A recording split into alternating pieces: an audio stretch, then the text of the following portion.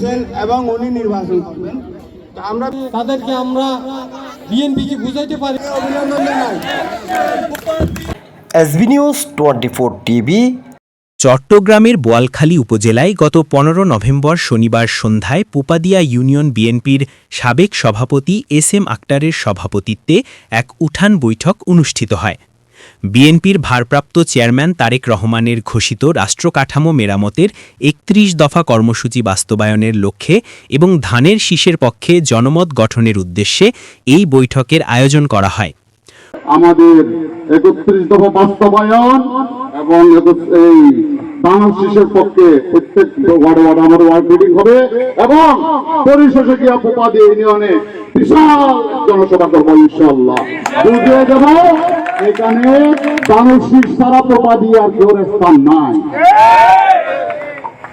অনুষ্ঠানে প্রধান অতিথি হিসেবে উপস্থিত ছিলেন বোয়ালখালী উপজেলা বিএনপির সাবেক যুগ্ম আহ্বায়ক ও পোপাদিয়া ইউনিয়ন বিএনপির সাবেক সভাপতি এস.এম. সেলিম।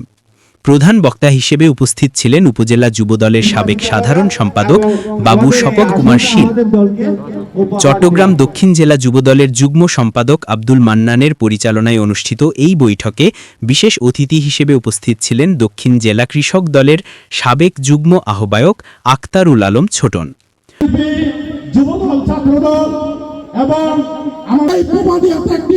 অন্যান্যদের মধ্যে আরও উপস্থিত ছিলেন পোপাদিয়া ইউনিয়ন বিএনপির সাবেক সাধারণ সম্পাদক মোহাম্মদ ইস্কান্দার মির্জা, বিএনপি নেতা এস.এম. জসিম, জকরুল আলম সরোয়ার, বখতিয়ার মেম্বার মোর্শেদ আলম, মোহাম্মদ শাফিউল আলম, বোয়ালখালী উপজেলা শ্রমিক দলের সভাপতি মোহাম্মদ সেলিম, রহমতুল্লাহ, এস.এম. খালেদ, আসিবুল হক বাহার, সাবেক সহ সভাপতি মোহাম্মদ নুরুল্লাহ।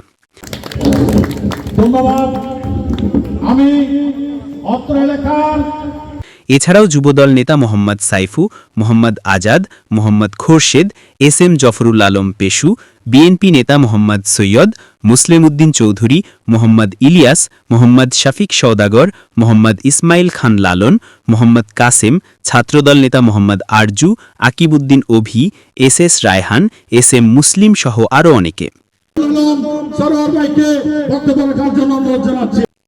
এই উঠান বৈঠকে বক্তারা তারেক রহমানের 31 দফা কর্মসূচির গুরুত্ব তুলে ধরেন এবং দেশের বর্তমান পরিস্থিতিতে এই কর্মসূচির অপরিহার্যতা ব্যাখ্যা করেন।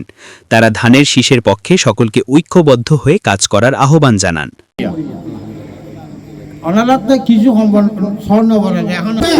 31 দফা বাস্তবায়ন এবং এই ধানের শীষের পক্ষে প্রত্যেক ওয়ার্ডে আমাদের ওয়ার্ড মিটিং হবে এবং পরিশেষে গিয়া পোপাদিয়া ইউনিয়নে বিশাল জনসভা করবো ইনশাআল্লাহ।